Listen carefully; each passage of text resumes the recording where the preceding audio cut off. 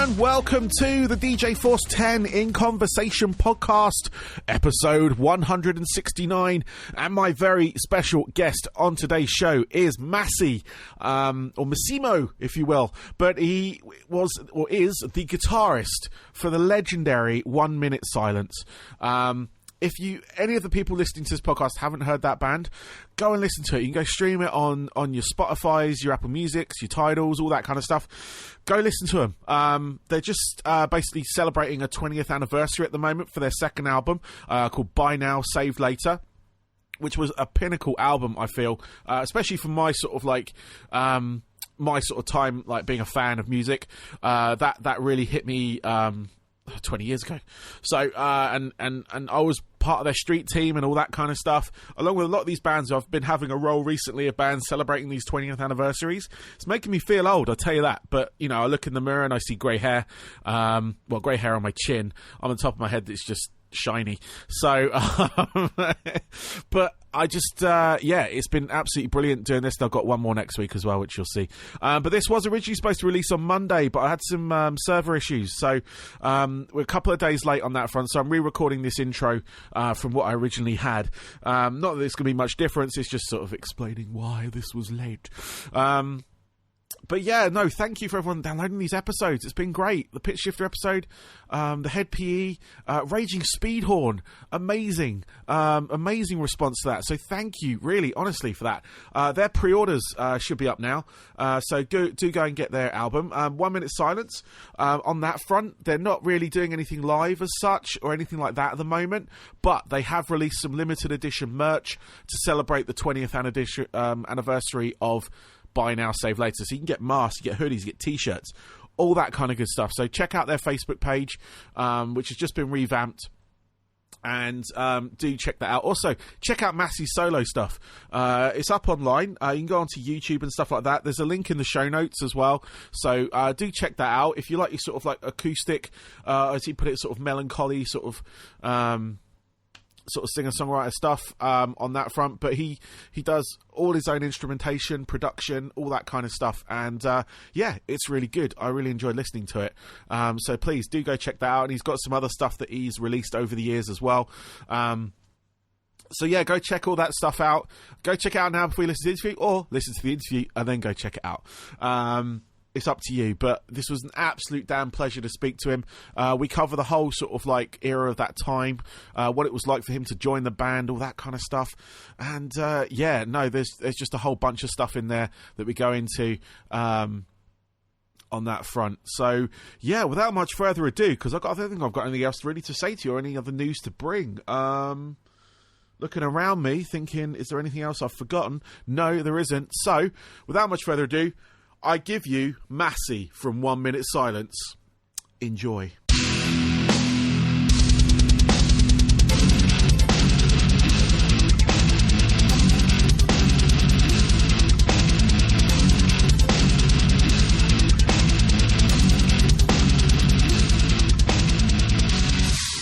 I'd like to welcome to the show today, I have Massy from 1 Minute Silence.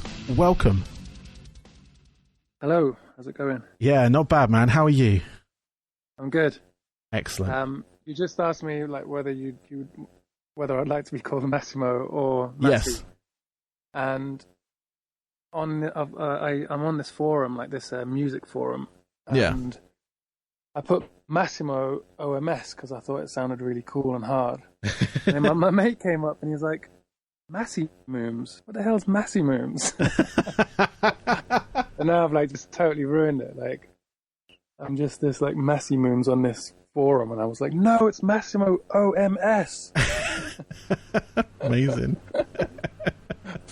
Sorry, mate. No, that's all good. That's all good. I've made that faux pas before with my DJ name. So I went kind of like trying to be a little bit more technical back a few years ago, and I put a little I next to it, like iPhone, iMac, that kind of stuff. And it was like I DJ for sex. That's how it kind of read, and I didn't realise it at the time.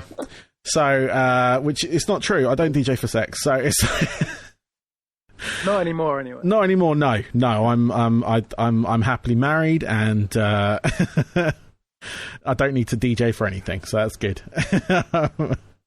Cool, man. Excellent. So yeah, we're here to talk about one this in specifically Buy Now Save Later, which was a massive album for me back in the day. I was actually part of your street team. Oh wow! Back then, promoting you guys. I think I remember quite well. There was a cassette tape and I think it was a CD, bunch of stickers. But it was you and Mudvayne. I think you were going out on a tour with them. Right. Yeah. Or you were on the same promotion company. But I remember it was a combined effort at that point. With you two bands, I should say. And I saw you guys live so many times. It was crazy. Like in Reading, I think was one of the venues. I think it was the Alley Cat, I think it was called back then. Right. And then just a whole bunch of London shows. So brilliant. Astoria 2, Astoria, and I think there was probably the Garage as well, I believe. Wow. We're sort of going back. I'm just trying to piece things together, so it's all good. But no, it's been quite good recently because I've had a run of bands from back then on the show, which I was sort of like promotion, like when street teamers were a thing. I don't know if they're still a thing or not, but I've got you guys. I had Pitch Shifter on the show not long ago, Raging Speedhorn, like Static X, and I've got Earth Tone 9 and all that kind of stuff. So I'm really hitting these moments for myself anyway. Wow, yeah. Man, can you believe it's like over 20 years ago? I know, it's crazy, isn't it? And I was just listening to Buy Now, and it still sounds really fresh. Like, production-wise, it was spot on. Yeah, kudos to Colin Richardson. Yeah. No, definitely. Like I said, just going back listening to it. Amazing producer. Yeah, definitely. And so what? Let's just go back to that era because they had Available in All Colours out a few years before. Yeah. And then you joined the band. Was it 99? 99, yeah. Yeah. And then just take it from there. What was it like for you, kind of joining into this group that were kind of? I mean, I'd sort of put Buy Now as your sort of breakthrough album. When it came to sort of like that sort of style of thing, it was like the one that I think. Well, I mean, I'd heard you guys before with Available in All Colours, but like that one really broke you through into the sort of like main, I guess, magazines and whatnot at the time. Yeah. Well, I was actually a fan of the band myself. I used to go to the gigs in London, and then I was, because I'm like I don't want to say a decade. I'm younger than the rest of the guys in the band. Yeah. So I was like just up and coming, trying to just start my own band, and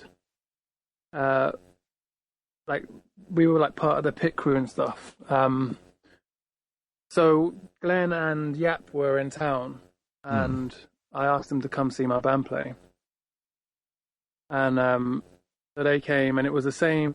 About a couple of weeks before that, I heard on XFM, I think it was, like an OMS track kicked in, and then it was like, 1 Minute Silence have recruited a new guitar player, blah blah blah, and I was like, fuck, where am I allowed to swear on here? Yeah, it's fine. And I was like, and I kind of felt a bit jealous. I was like, damn, like, you know. Anyway, they came to see my band play, and I like it was I think it was like our third show or something. Yeah. I only ever played. This was like my 10th time ever playing live in my entire life. And I brought Yap into my mate's car, into the drummer's car, and I was like, mate, you got to hear our demo. So I played the demo, and I just remember him kind of looking at me. I found out afterwards that he pulled a poker face, but he kind of looked, and he was like, yeah, that's really good. And then I was like, man, I was like, man, I wish you asked me to join the band. And he was like, oh, yeah. And kind of just still pulling his poker face. And then I was like being quite cheeky, and I was like, man, can I play a song with you guys when you come to London? And he was like, yeah, I'll see what I can do. Nice. Anyway, it was all cool. We played the gig, and then it was a pretty good gig. And then like the next day, my band broke up because some of the band members like weren't getting on. So and it was just like me and the drummer went our way, and then the rest of the band went their way. And then it must have been a few days later. I remember it being a Sunday night. My phone rings, and I called him Barry at the time. So like the name Barry came up on my phone. I was like, gosh, it's Barry from 1 Minute Silence. This was only like a few days after the gig. And all panicky on the phone. He was like, "Hey, Mass, how's it going?" I was like, "Yeah," and I was just there, and he was like, I was kind of going, "What's going on?" Like, I wasn't expecting a call from him. I was 19. Yeah. Like, you know, they were like a big band with tour buses, and I was like, "Damn." And then he says, like, he just goes, "Look, man," he goes, what 1 minute silent songs can you play?" And I was just like, yes, they're going to get me to play a song with them in London. And I was like, all of them, any of them, like, you know, not knowing how to play any of them, of course. Yeah. And he's like, "Look, man, I'll just be straight up, like, do you want to join 1 minute silence?" And I just remember everything pausing, like, for a moment. And I actually had a poster of Glenn on my wall, and I was just like looking up at this poster, and I was like, fuck. And I was like, what? And he was like, "Look, man, like, yeah, we need a guitarist. It's not worked out with Key. It was Key Payne, the guy was called." And I just remember, like, but feeling loyal to my drummer, and I was just like, I've got to call my drummer. And it was almost like I had to kind of honor it. And it was like, he was like, yeah, sure, no worries. Call me back. And I was just like, call Lorenzo. And I was like, "Mate, just been asked to join 1 minute silence." And he just laughed out loud, basically. And he's like, "Yeah, and I'm about to join Rage Against the Machine." And I'm like, "No, mate, they just asked me." And he was like, "What?" And he was like, and then he kind of knew I was serious. And then he was like, there was a moment where he was like, "Oh shit." And then he was like, "Oh, you got to do it. Like, you have to do this." And I was like, "Fuck, dude." And then I was like, all right. I just hung up the phone, called Barry back. And I was like, "Yeah, man, yeah, definitely. Like, wow, I can do it." Like, and he was like, "All right, well, look, we're rehearsing tomorrow. No pressure, but we're booked for a gig to play at a festival with Metallica on Friday." And we're rehearsing Monday, Tuesday, Wednesday, and we're supposed to drive out to Germany on Thursday. He's like, "But no pressure, like, you know, obviously it's 3 days." And I was just like, basically just not knowing what was happening, really. Hung up the phone. I remember my mum walked into the room. I was at my mum's house, and she was like, she thought something happened to my brother in Ireland, like, yeah, because he used to do like security work, and she was like, "What's wrong?" And I was like, "Just been asked to join 1 minute silence." And she was like, "Ah!" Came over and gave me a big hug, and then it was like, just basically rushing. Yeah. I was just like, just sweating, and I was like, just couldn't believe it. My heart was pounding. Monday morning, I go to the rehearsal room. And I, you know, I just remember the room, like a big rehearsal room. I was used to like small, tiny little offices, you know. Yeah. There was this bigger rehearsal room, and walked in, saw Glenn and Eddie, and then Yap was like, "Dude, when we saw you play that gig, we were like, Glenn and I kicked each other, and we were like, fuck, we should have called Mass, like, you know." They didn't fire the guy; it just didn't work out. They wouldn't just be like, "Hey, you're fired, you're replaced." It was just kind of serendipity that, you know, the way it worked out. Anyway, man, I did like rehearse my ass off with them. Glenn was kind of the MD of the band. Like he was like, he would be the one to let us know if it was tight enough. And I just remember like standing in front of Eddie's drum kit, and he just bashed the fuck out of the drum kit, and I was like, wow. I was like playing along to him, and I was just like in awe of like Eddie's drumming, like, you know. And we just rehearsed solidly for like 3 days. I went back to Glenn's house after the rehearsals, played and played and played. Like, my fingers were bleeding, man. And then on the Wednesday, at the end of the rehearsal on the Wednesday, Yap looked at Glenn and he was like, "Can we do the gig?" And Glenn kind of looked over at Yap and he gave me his thumbs up. He was like, "Yeah, we can do it." I just remember Yap looking over at me and being like, "Fuck, dude, you saved this gig for us." Nice. So it was like 3 days, and then it was just the next day. I was just like on this bus, like heading off to Germany, and I was just like, it was all just surreal. Yeah. And also like on that Monday, like I played a few songs with them, like, and then during like we took a break, and then after we had some food, like Yap and Glenn were like, "Dude, you got any riffs for us?" You know, and I was like, "Yeah, I've got a couple." And this was like the first rehearsal, like, and then I knocked out the Food for the Brain riff. I was like, da, da, da, da, da, da, da. And I remember like Yap looked at Glenn looked at Eddie, and then both like Eddie and Glenn, like, just exactly at the same time, just hit the stabs, like the intro stabs of Food for the Brain, like it was just written right there and then, like, boom, boom, boom, and it was like, and then we just kicked into this riff, kept looping this riff, and then just Yap jumped up, grabbed the mic, and said, "Take a walk on the wild side," and it was like, and when we just looked at each other, and we're like, "Fuck, you know, there's a song right there already." just an amazing moment, man. It was it was all surreal. It was all really, really like surreal. That's awesome. I love that. I love that. And Food for the Brain is like one of my favorite tracks off that album as well. Right, wicked. Because I'm like part of I'm part of anything. I DJ nightclubs, like rock clubs, right, in and around the area, and it's one of the ones that on 1845 like just sets the whole place off. Oh wow! It's one of those ones that kind of like when you go to a rock club and you want to start a pit, that's where you go to. Oh, wicked, man. But yeah, no, I mean that's awesome. I mean, just sort of like, you know, coming into the band like that, and then 3 days later you're playing a festival with Metallica. I mean, obviously it's probably like you say. It's I remember not enjoying the gig. Sorry. Go on. I just remember not really enjoying the gig because I was like not tight enough. I was like basically looking at the guitar a lot. Okay. And kind of, I was on this massive stage. You know, there was more security than the crowd I've ever played to in my life. It was probably like my 11th time ever on a stage. And then like Glenn was jumping around doing backflips. Eddie was all over, like jumping everywhere, like as much as you can jump around on a drum kit. Yeah. And I was kind of just stuck in my position, like, cause I didn't want to mess up. And you know, I don't, you know, like Glenn used to do all these kicking and stuff like that. And I remember he kicked me in the ass. Like, and I got a fright because I was like, just got this like shock. I didn't like expect to get kicked whilst I was playing, like, and you know, and part of me was like, oh my god, is he kicking me like because I've messed up or something? And then like, when I came off stage, I was like, I wasn't buzzing. I was just more like, shit, like, am I gonna get fired here? Like, you know. Like, and Yap was like, what's wrong? And I was like, nothing. And I didn't want to tell him, like, it was because I felt like I didn't play well enough. And because you know, I'm kind of like, you know, well, as most musicians, they're kind of perfectionists. They want to play really well. Yeah. And he was like, what's? And then he panicked. He thought I was going to leave the band. He was like, what's wrong? And I was like, nothing. I was like, Glenn kicked me. And he was like, what? He was like, that was him just telling you that you're in the band. Like, and I was like, yeah, it's fine. It wasn't that Glenn kicked me. I was just pissed off at myself and not playing as well as I wanted to. It took me a while to kind of get tight enough, like to feel like a professional. Like I remember we had a run of gigs the first, you know, summer and stuff. And then the following summer we played again and revisited like the venues. Mm. And people came to the gig again and they were like, dude, were you the new guitarist that was there last year? And I was like, yeah. And they were like, man, you're like a completely different, like, we thought they got another guitarist. And just learning on the road like that, like a year in, I was just like, I got comfortable and then I was like able to just, you know, move and play. Yeah. Yeah, sorry, I cut into your sentence.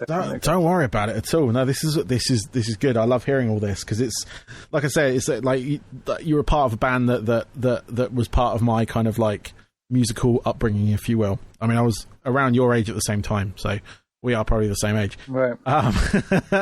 But being a music fan at that point was like, it was that pinnacle sort of time for me. So it was like 1 minute, like you guys and FT9 and all that kind of lot as well. And especially on the sort of like UK side of things as well. So it was like, you know, obviously we had the big sort of bands coming over from the States and all that kind of stuff, but I was very much into promoting the British side of things. And right. You know, and you guys, I think it was Breed 77 as well, were out there at that point, and just trying to remember names of bands. But no, I was doing a lot of like promotional street team stuff for it, so it was kind of like, you know, I had a good like, you know, knowledge of the bands back then. Right. And then like obviously with By Now, we'll go back to that sort of topic in hand, if you will. How did that sort of like, you know, when it came to sort of recording that, what was the experience like for you? Because like you said, you only played a handful of shows. You got kind of like, you know, broken in very quickly into the band. What was like the recording process like for you? What was the sort of like when it came down to like writing and stuff like that as well?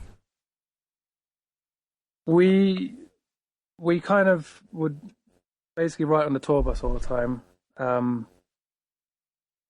don't know. Like, we the thing is, we're a band that kind of need to be together and play, jam a song because we all just kind of pull an idea apart quickly and you know, drive it in different places. But we all have to kind of we kind of fight for it together. Just to jump forward, the reason like we haven't written anything in so long is because we're actually not able to get together. Yeah. We don't work well sending files across the internet to each other. It's like there's no momentum. So yeah, I mean, I guess I don't know, man. We would just write in a rehearsal room, jam. A riff would come. We'd love a riff. We'd hate a riff. Things would change. We'd loop on a riff for a while. I'd add something to Glenn's bass line. It would just go. It's kind of like you just keep passing it around, and things would just develop, and until we eventually had enough songs to be like, here's an album, I guess. Yeah. If you want to know about the process in the studio, is that what you want specifically? Yeah, I mean, anything anything like that, really. You know, if there was anything that you guys kind of did that was like, you know, because obviously you're working with Colin Richardson, who, when it comes to producers, has produced some of the sort of like biggest sort of metal albums out there. Yeah. I mean, he had the thing is, like, Colin Richardson has the Colin Richardson sound. Yes. So he'll have like specific techniques for like how to get that sound. I mean, I didn't know at the time. I was, you know, none of us we weren't really into into engineering. We just, you know, we didn't realize what an engineer can do, like, or a producer can do, what they actually bring to the table. Because if you actually hear like the 4 different albums, like, well, one of them's an EP, but available by now and One Lie, like they're actually 3 completely different sounds in a way, production-wise. Yeah. And I actually feel like Colin brought the heaviest sound out for us. On By Now, I feel like, you know, because we're still the same band. It's, you know, we didn't really change instruments at all. You know what I mean? It was the same setup. Just how he got the sounds out of the instruments is pretty spectacular, considering, you know, we came into the studio at the same band each time. Yeah, and you can really hear the difference in the production. You definitely can across those 3 albums. But you know, just another story that a lot of people probably don't know. But you know, like you were saying, like 1845 is like one of the heaviest songs on the album. Because we were always into like being silly and just making jokes and just being stupid, you know, as kind of comes with the package of being in a band. That's what you think you're supposed to do. But remember, like we made Eddie wear a dress to record 1845, because we were like, man, people are going to kill each other to this track, and we're like bashing the drums, and like Eddie's wearing a dress for it. It would have been great if we had like social media back then. We would have filmed it, and it was like, you know, it's just a funny thing. We just bits laughing at it. Nice. That's quite an image. That's quite an image. Yeah. So what are your like? Do you have any favourite tracks off that album? Anything you were particularly proud of? Rise and Shine. Yep. Food for the Brain, because it always reminded me of that moment when I first wrote with them. I remember we were playing Fish Out of Water in the rehearsal room, and I felt this feeling of being in a band for a professional band for the first time. Like, I just felt the space in the dynamics of the song and the way we played, and I could just really feel the difference between like playing with a full band of top musicians. And I was like, wow, like, this song's amazing. Roof of the World is a great song. I don't think it's a perfect album. There's bits that part of me felt like we should have not had as many songs on there. But I think it's and also, like, it was my first album as a musician, so I'm very proud of it. You know, nice. It's quite an album to be a part of. It's 20 years. It's 20 years this year. It's a 20-year anniversary. It's like a blink. You know, like in life, like when you have big moments, they stay with you, and they're still very loud in your presence in your day to day. Yeah. And I'm just like, how was that 20 years ago? Like, this is longer. I've lived longer in this gap, like in that moment of 20 years, than even when I joined the band. I'm like, I was only alive 19 years, and it's just bizarre. That's that must be. I can't even put myself in that shoe. So it's really cool. I mean, obviously, 20 years on now. I mean, there was, like I say, you've kind of, like, you guys have you released another album after this one, then an EP you did through crowdfunding. And then I think you were due to play like one of the festivals at some point. Yeah, Sonosphere. Yeah, and just sort of going over the sort of like the last 20 years. I mean, I mean, in 2003, when you guys sort of like initially called it a day, or just sort of like went your own way, I was there, to be honest with you. Obviously, if you don't want me to talk about this, it's absolutely fine. But I was in the support band with you guys. You were at the gig? No, I was the support band for that tour. Oh, God. I was in Zero Cypher. And just sort of like, we were a very young band at that point. And just sort of watching, kind of seeing what was going on.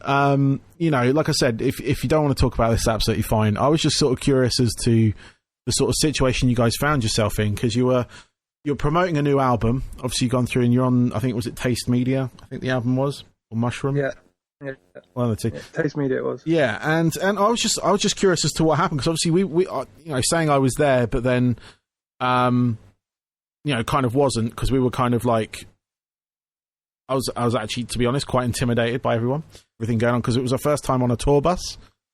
And it was just like, because we were sharing the tour bus with you guys, and and I could see obviously like dynamics in the band that, like, Glenn had started a family, because he had his child with him and everything.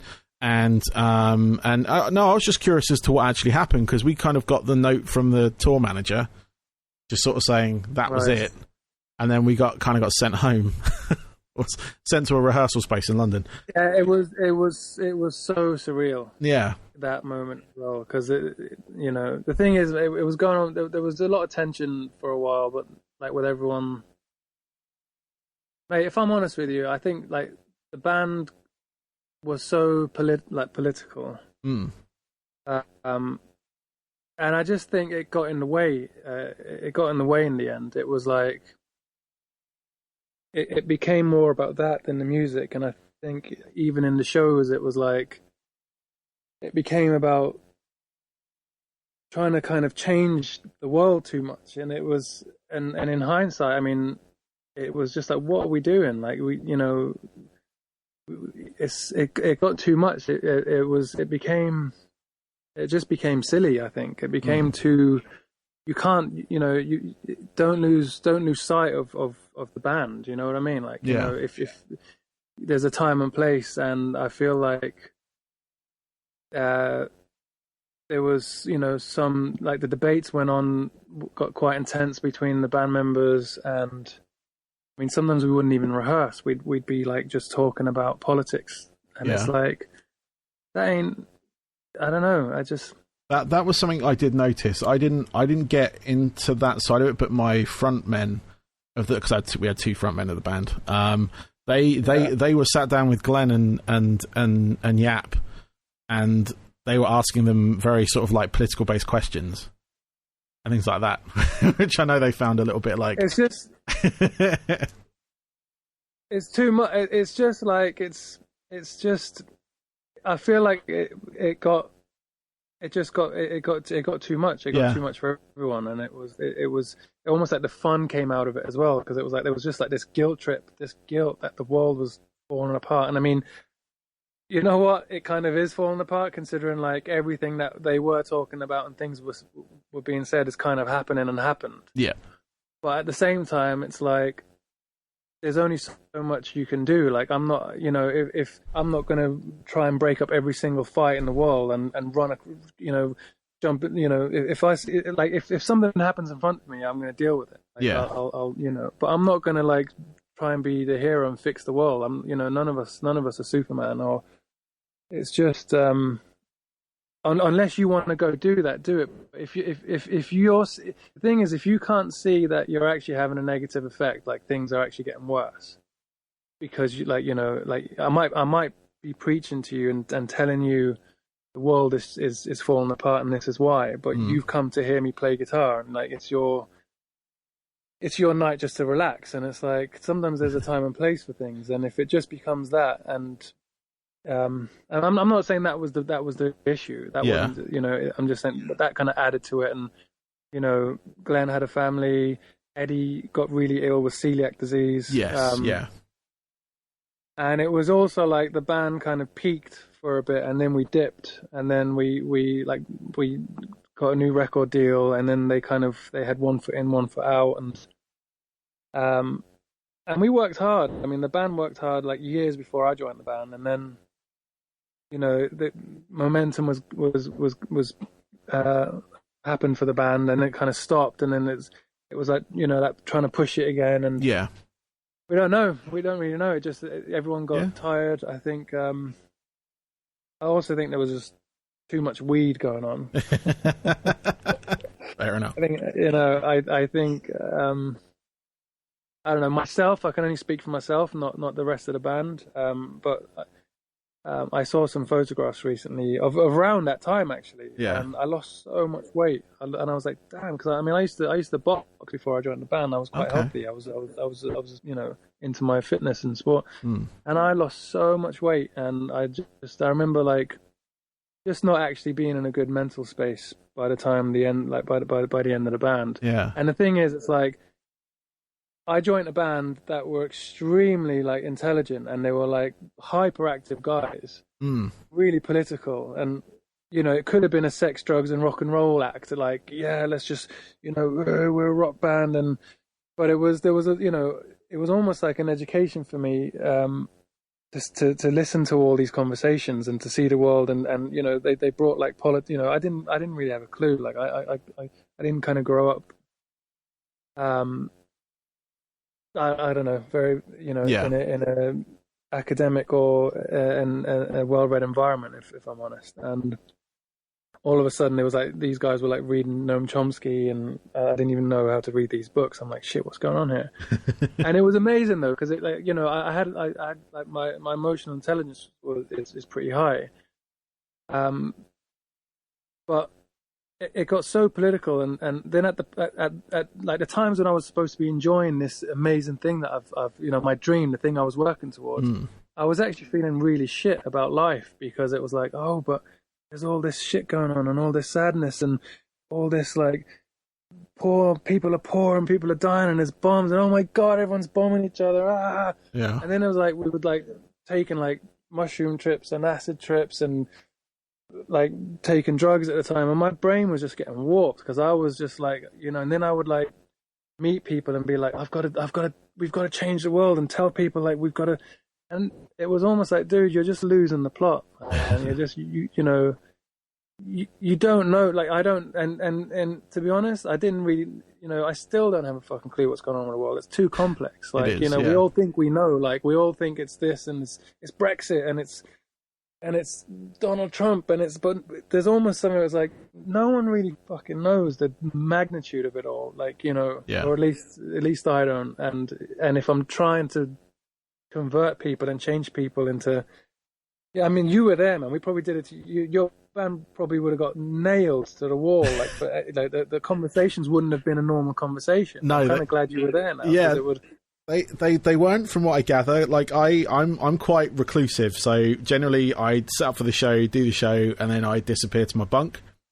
Whereas the other guys are more social, right? So, but apparently at one point they were sat at the table in the tour bus, and I think it was Glenn on one side, Yap on the other, so I sat next to them, and then really came in and then started asking them about like do you know the capital of such and such country, and generally sort of gauging their level of what they know, what they don't know. Right, yeah. I just remember like the guys having a conversation with me after, like when we were like on the way back, kind of thing, and I was like, oh really? But no, there was like, it was a weird tension. That's why I just wanted to ask what had happened on that front. It wasn't any kind of like, on that front, like, I haven't been holding on to this for a long time, so don't worry about it. No, I mean, yeah, I guess I just have to say it was. I think everyone's intentions were pure and for the good, but it just everyone, they were all young men as well. Like, let's face it, like,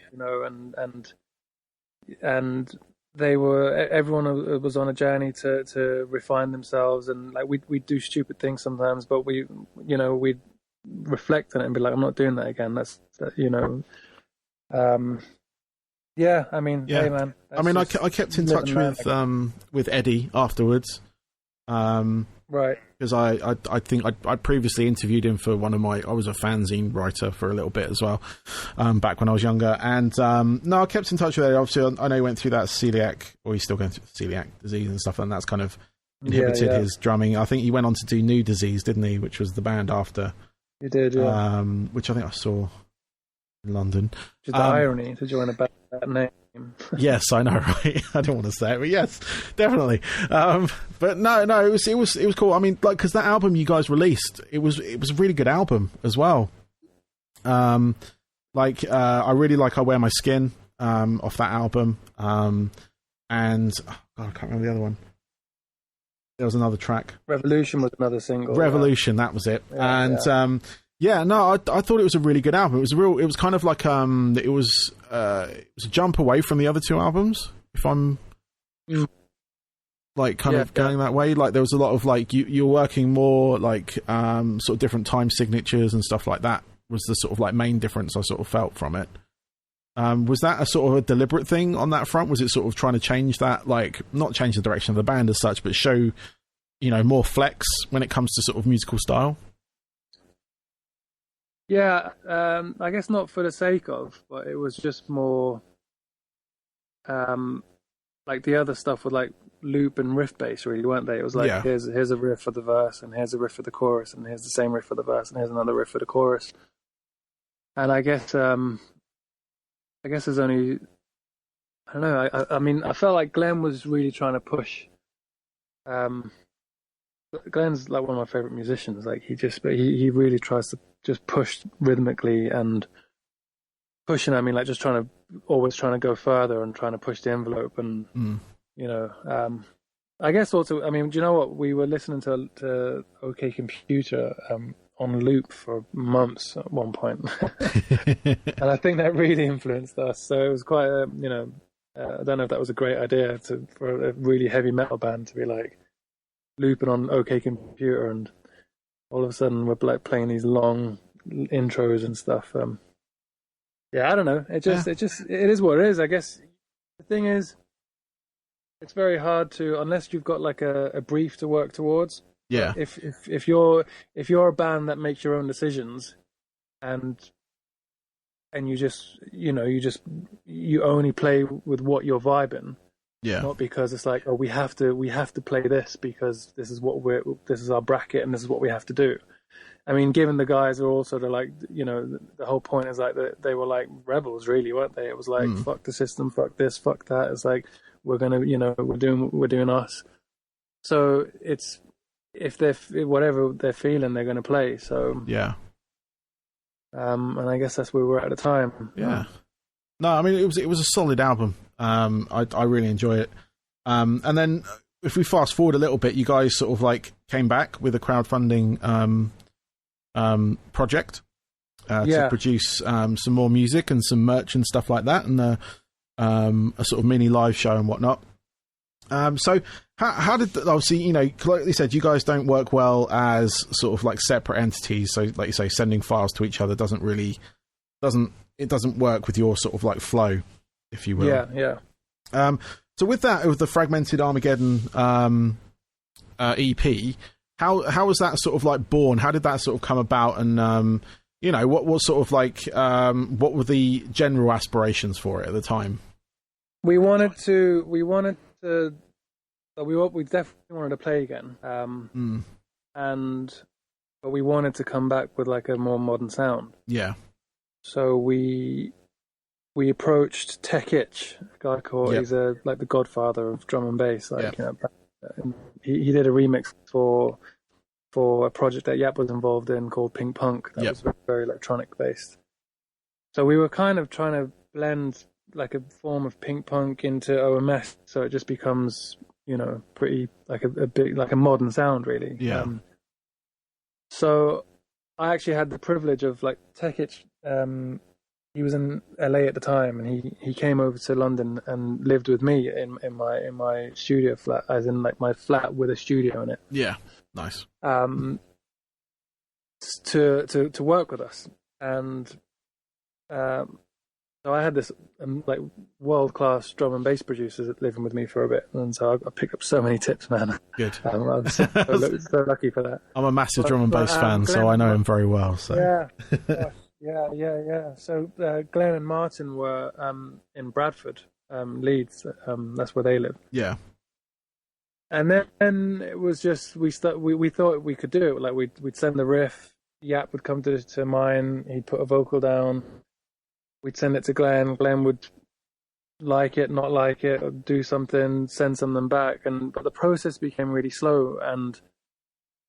But then it was almost like we'd commit to something and spend all day trying to like putting an idea together. Yeah.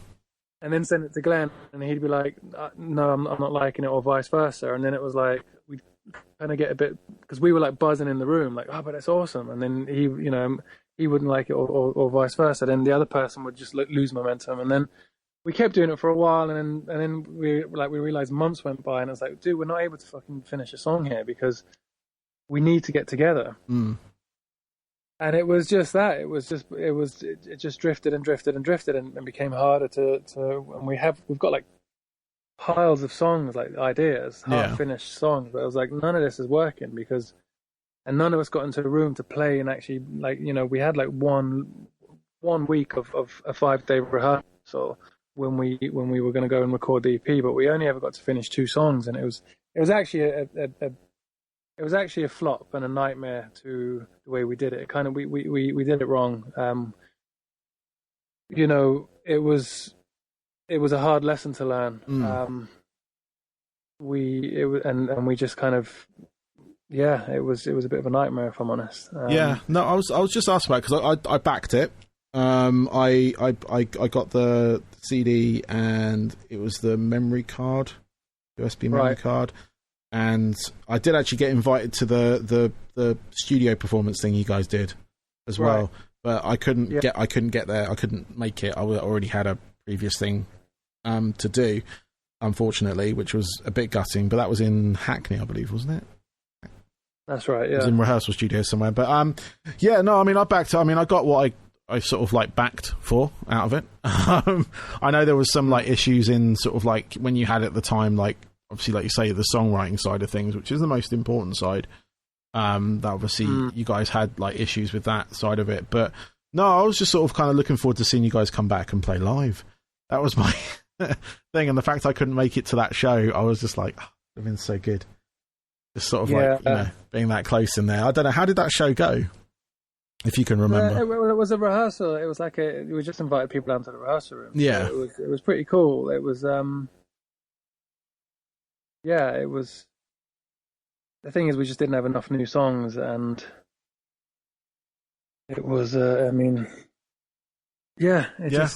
went well. It was just so hard to like everyone living in a different city, and Yap also around that time he got the news that he was going to become a dad. So that kind of all of a sudden pulled him towards that for a bit, and it was man, look, if I'm honest, there's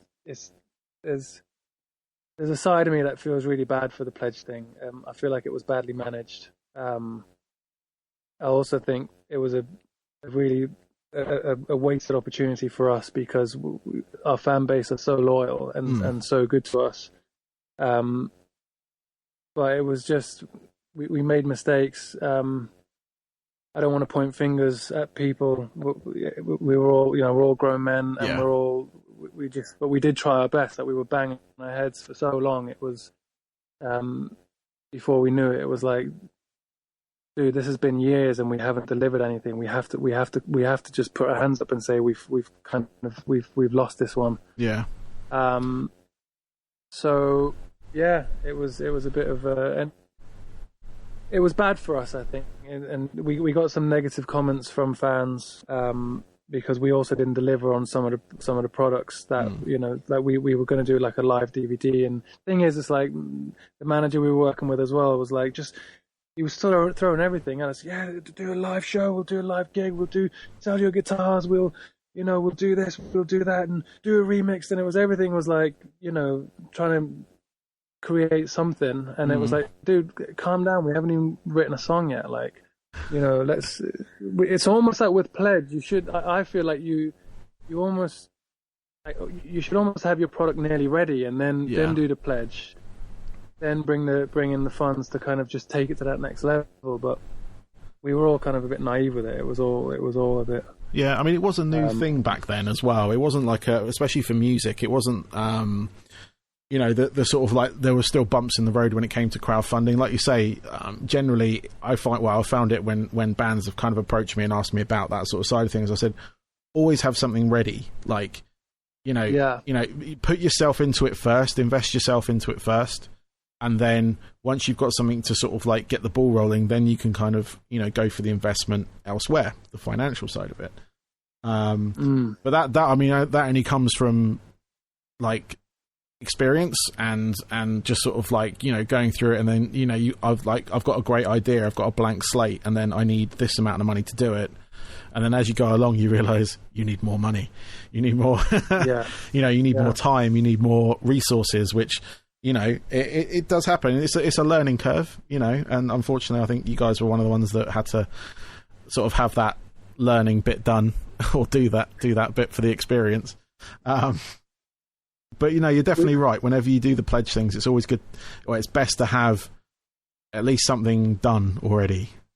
Yeah, for sure. I mean, I don't know if you've seen any of the... So during lockdown, my girlfriend was like, "Dude, what's going on with the 1 Minute Silence website, Facebook page?" Because we all, after Pledge, it was all the way it all ended with the Pledge thing. It kind of almost just got abandoned, and everyone just kind of went. Everyone was so fed up with everything, and the backlash was bad, and we just felt really bad, basically, kind of. So everyone just pulled away from it. Yeah. So she was like, "Dude, what's going on with your website?" Because like, she's quite good with social media and stuff. And I was like, "Oh, I don't know. Like, I haven't seen it." She's like, "There's just really shit photographs, and it just looks like a mess." She's like, "You just need to clean that up." So I was like, "Well, yeah, feel free. Here's the logins, like, Yeah. And so she just cleaned it all up, took all these rubbish photographs that were on there off, put some like of just the old stuff, and just, at least what people remember the band as, Yes. Yeah.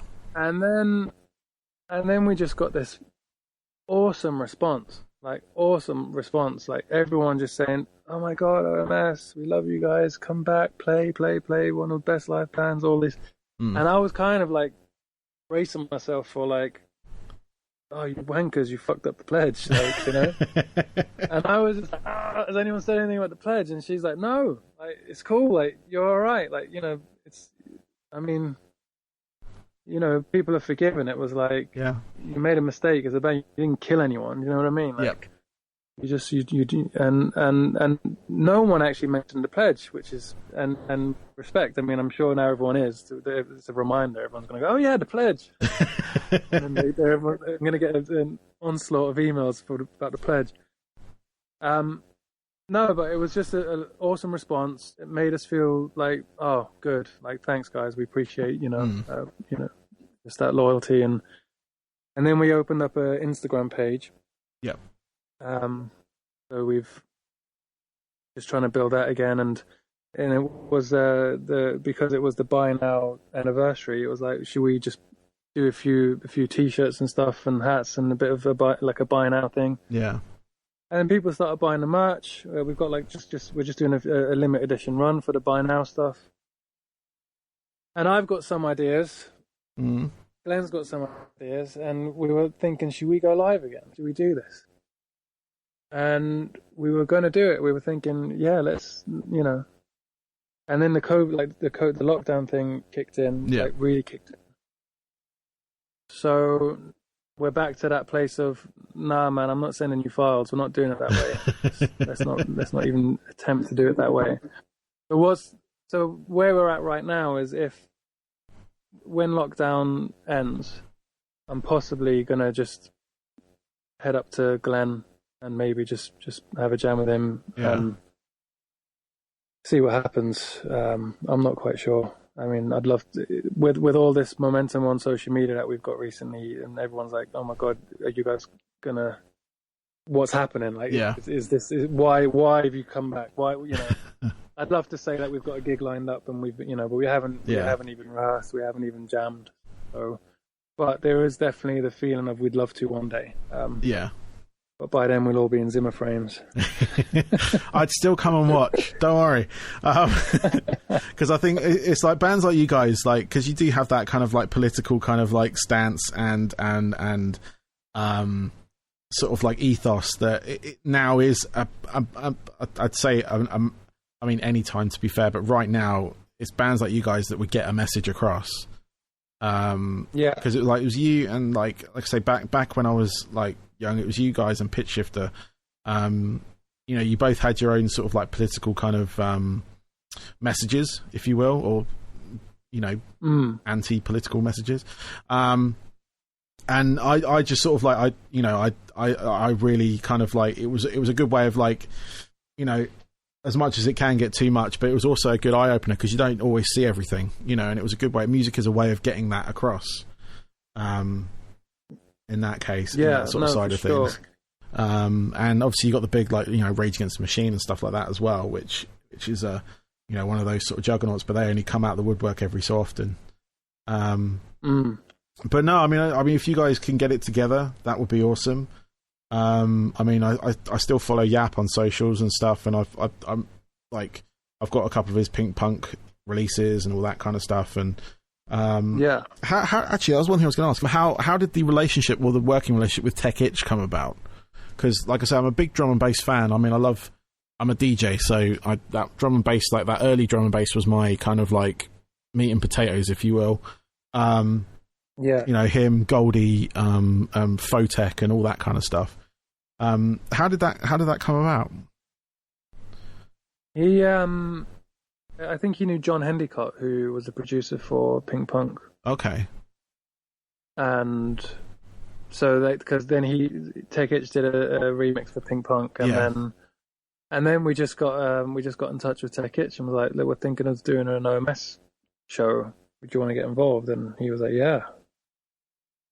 Nice. So, but yeah, the thing is, it was just, I remember like we were waiting for him to like kind of create some templates and bring something up for us, and he was waiting for us to like bring up some templates and something for him, and it was a moment where we were all like, who's starting this, like like we, you know, and obviously he was like, because we weren't together playing in a band, he just came to my house, and it was like, it's I think that was the only thing that like the one massive, it was like a massive cog that was missing, that because that cog wasn't there, none of the other cogs could move. Yeah. And it was literally, if we were all in the same city, we could have just all been in a room together and rehearsed and just gone through it bit by bit, slowly, and within a month we would have had something like spectacular. And it was just I mean,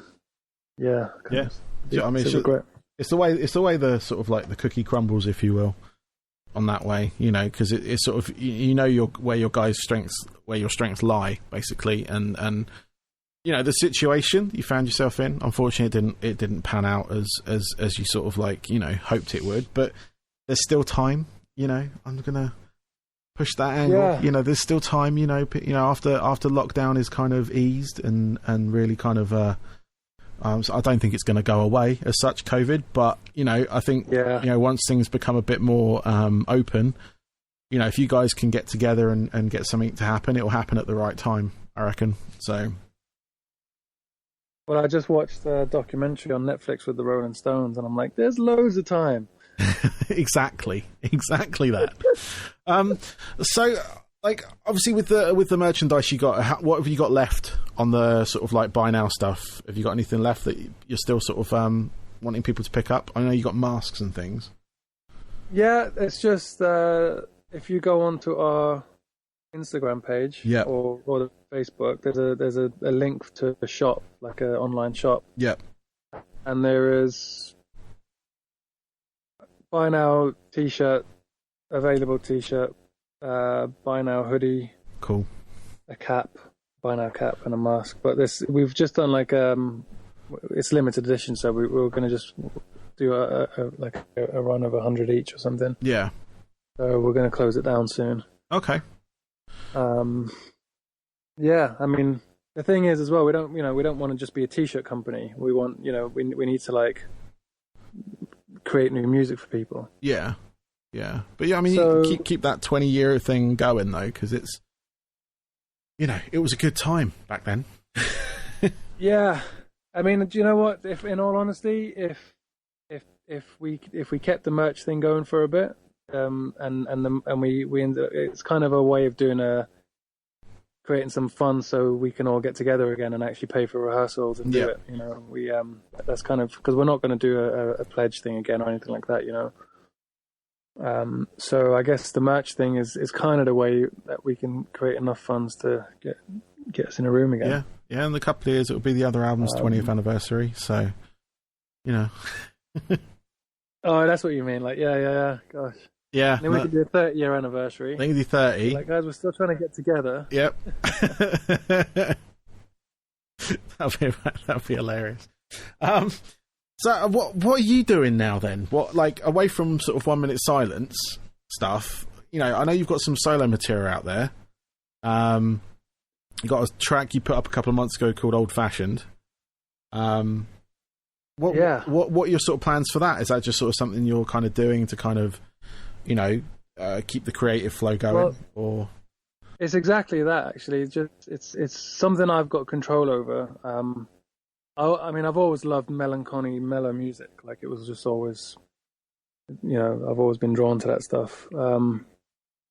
And I've been developing my voice and just learning to sing, and I finally feel comfortable with it. And I've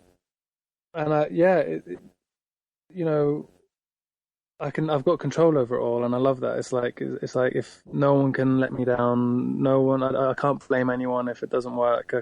I don't need to. It's just, it totally fulfills me. Excuse me. And it's also something I feel like I can age with. I feel like I can play that stuff when I'm 50 and feel good about it, and not feel like I'm supposed to headbang right now or jump around. And there's just an ageless thing with it. It's acoustic music, Yeah.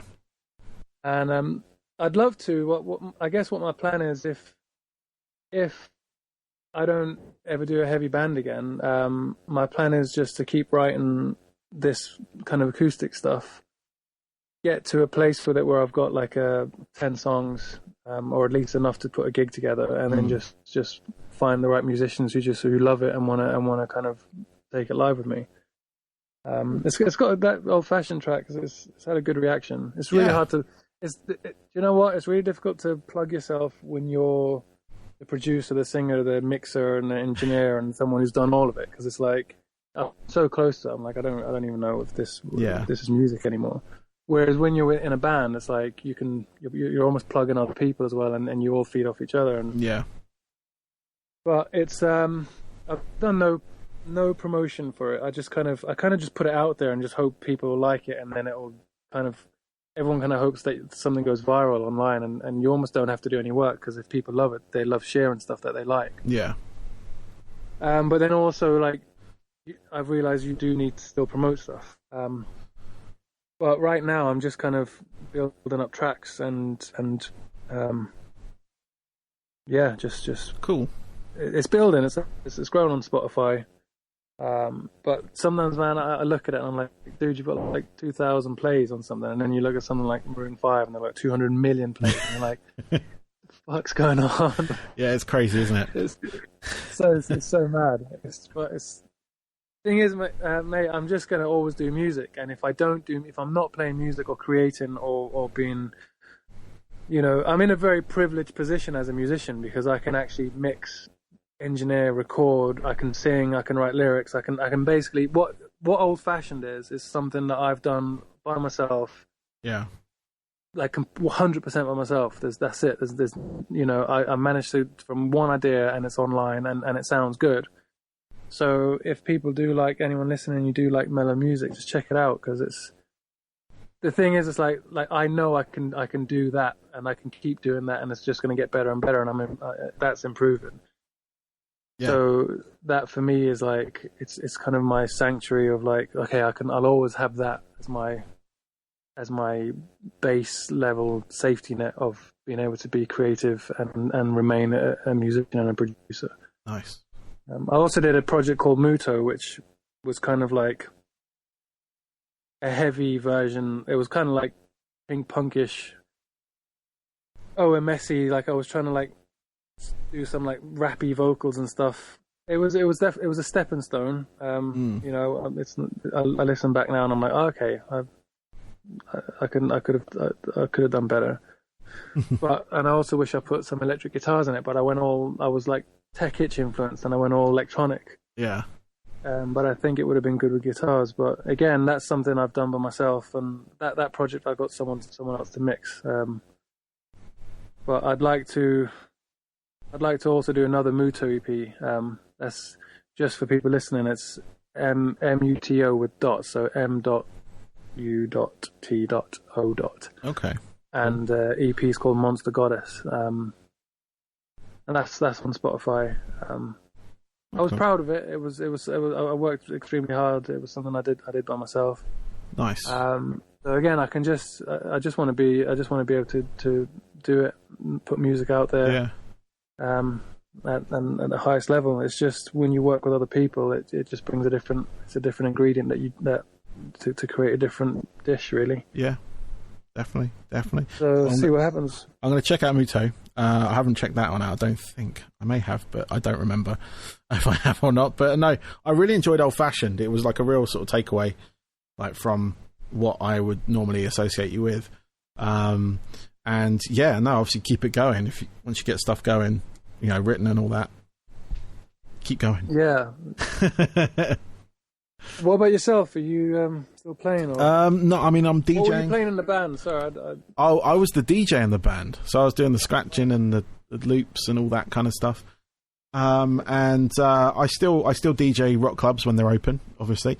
I also have a radio show, which I do mixes for on Total Rock. Yeah, I mean, musical wise, I'm sort of getting involved in and out of projects. What's the deal with metal clubs? I mean, because I don't go clubbing anymore. But what's the capacity? How many are there? Because I mean, back in like when we were around as a band, it was like you could go to a rock club every night. Yeah, there's a lot less now. You know, and they'd be full. Like, yeah, I mean, why is that? Why do you think? What's as a DJ? Do you think like music has changed? Like, as do you think rock and metal is kind of not as popular, or? I think it's a combination of that and sort of people generally not going out anymore. Like a lot of them didn't probably adapt to the newer music. Like you'd always sort of fall back. Even I'm guilty of this back in the day. You always fall back on certain songs, certain bands, and very sort of like rarely take a chance on something new, unless it had like the right promotion. That was like the key back in the early days of metal clubs. If you got on, say, like the Metal Hammer CD, you were sorted. As long as the track was danceable, people would know it. So a lot of bands from back then kind of got their sort of like springboard off there. Now, because I've had like friends' bands on that sort of like coverage, you don't get as much publicity anymore because the circulation is down heavily. Radio is kind of diluted as well, like mainstream radio, as that's always been a thing. But you know, occasionally you get bands come through and get playlisted. Right. But yeah, I mean, when it comes to clubbing, I think like that generation obviously got older, stopped going out, had families. Yeah. And then the younger lot, I don't know if, one, they're aware of it, two, if it was their sort of thing. I mean, we get the clubs that I do, one of them, the capacity is only about 100. So it's not massive, but it does fill up. The other one we were in a sort of like 1,000 capacity venue, and we were regularly getting 400 or 500 people a month. Nice. It was like a once a month thing. And then the ones I do now, I think the capacity is about 200-300, and we usually get, half to 3/4 full. We never sort of like hit capacity or anything. And we've got a couple around here. I mean, generally the nights I do are monthly. There is still one regular weekly night, which has been going for like almost 40 years, I think, as a rock night. And then London, I think you've still got a couple of clubs in Camden, I believe. Yeah. The sort of like usual ones that were around, just like the names have changed. But a lot of the venues like shut down, like the Borderline and stuff like that. That's all sort of gone now. LA2, stuff like that. And with the venues going, and then I don't know if like there was anyone to kind of like put the money behind a rock night. Because I turn up and DJ. I don't get involved in the sort of like publicity side of things, but I don't know. I think just because like the way things have changed, I don't think like a lot of the things in the music industry, not many people adapted straight away when it came to sort of like maybe a bit more online promotion. And now everything's sort of bombarded online, and you kind of like lose interest. But yeah, no, there used to be like every night, like Reading used to have a night, like good few nights a week. I mean, I DJ in Guildford and Woking, if you know the area. Right. And we've got regular nights there. There's 2 in Guildford that I do, 1 in Woking. And it's just we get people there, but it's just sort of like you have to, as a DJ, sort of give more new music a chance. Like, not just like the big ones that kind of like, the Bring Me Horizons and all that kind of stuff that are sort of the big ones now. There's a lot of other bands out there that you have to do the groundwork for them, like to promote them in a sort of like club setting. So you have to sort of like learn, adapt, mix it with the song that kind of like everyone knows, and then they stay on the dance floor for because it's still got the same flow. Stuff like that. It's it makes you DJ harder. Right. But, of course. Makes it a bit more fulfilling. In touch with like how technology has changed. Even like all the studios many studios have closed down, and I'm just wondering, like, are there as many bands anymore? Be like, young kids are like getting laptops and making beats now rather than picking up a guitar and getting into the room with other people. And there's a lot of new bands out there. There's my main radio show actually integrates electronic and rock music in one. Right. So there's a lot of bands out there that use the elements of like drum and bass or sort of like big house type sounds and stuff like that into their music. There's like, it's mainly sort of coming out of Europe, but there's a couple here in the UK as well. It's just sort of like there's a lot of bands out there that are kind of incorporating that electronic sound to sort of give them that kind of appeal, I guess, on that front. But it's also the sort of like it's the kid with the laptop, but then it's his mate with the guitar, and they are working together in making like music now. And there is that growth of that. There's a band called Seething Akira. They're based out of Portsmouth, and they're like full on like electronic, like crossover metal, like dual vocalists, big sort of sounding beats and stuff like that. And there's another one called Killer Tricks, and they're a bit more sort of like funky, on the funkier side, but again, electronic rock. And I think they're down in, I want to say Brighton based. And there's a few others, like bands called The Chemists. They're a drum and bass act initially, but then they started incorporating heavy guitars in. They've got like dual vocalists, like one MC, one metal kind of rock singer. And they released an album a few years ago, and that was really good. Like kind of like Pendulum, but more more heavy. If that makes sense. Yeah. But no, there are a lot of bands out there, and you can sort of like generally tell the productions from what they do, if they're using Ableton and whatnot. But no, there are plenty of bands out there. It's just I don't know if the method in the way that we used to do things doesn't really exist anymore. Like we go out, you play a whole bunch of shows, you sort of build up like that way, and then hopefully someone will see you and then get something recorded and all that kind of stuff. Now a lot of them are kind of like recording first and then working out the live stuff afterwards. So they're getting their online presence sorted, and then once the sort of time comes, they'll go out and play a show. Yeah, it's changed so much, though, hasn't it? I mean, I don't want to sound like an old man, but it's changed so much since 2000 to now. In 20 years, it's mad. It's like a mad leap. Yeah, no, definitely. I mean, there's pros and cons for sure.